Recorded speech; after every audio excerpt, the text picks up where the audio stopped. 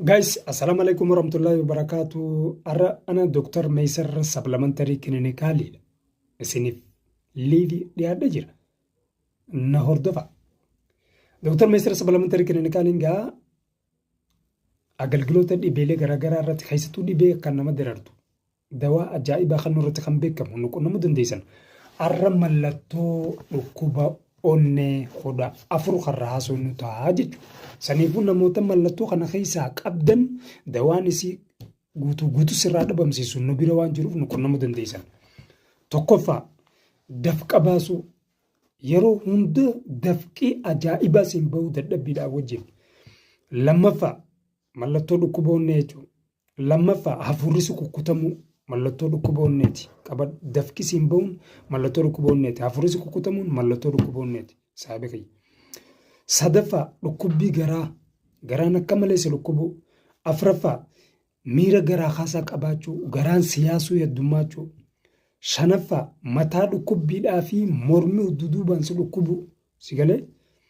Jahaffaa dhukkubbii mormaatii fi jilbaa fi humna dhukkubbiin si baay'achuu si galee.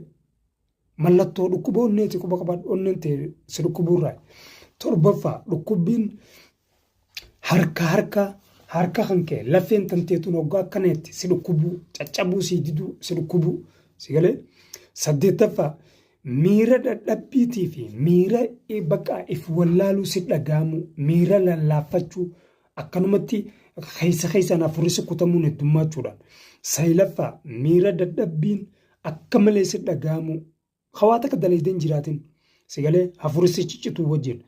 Kurnaffaa dhukkubbiin garaa cimaan si dhagaamu gaastirii odoon ta'in akkanuma leeyilii hirriba keessaa si kaasuu jechuudha. Garaan si dhukkubee si ilaallatee malmanaala si galee. 11ffaa morma dugdaa gama duubaa lafee macaqattii duduubaa tan agartee ispaayinaal koordiin kun guututti ilaan gama mudhii si dhukkubuun baay'achuudha. Mallattoolee dhukkuba onneeti quba qabaadhu saayiba kiyya.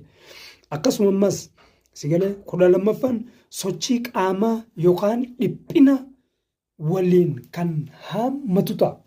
Cinqatiin si bu'uun sochii qaamaa hin goone waa takkaas hin dalayne ta'amni guddaan akkanuma si dhagaamu bakka if jibbu miirrii fi gammachuu dhabuun si dhagaamu dhukkuba onneerraa si galee.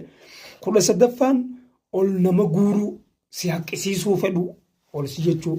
14ffaan dhukkubbii qomti tantee gama bitaatti irrachi aanu si diddiiruu. Mallattoolee kana ofirratti agarraan dhukkuba onneeti mallattooleen kun. Kanaafuu nu qunnamtanii dawaa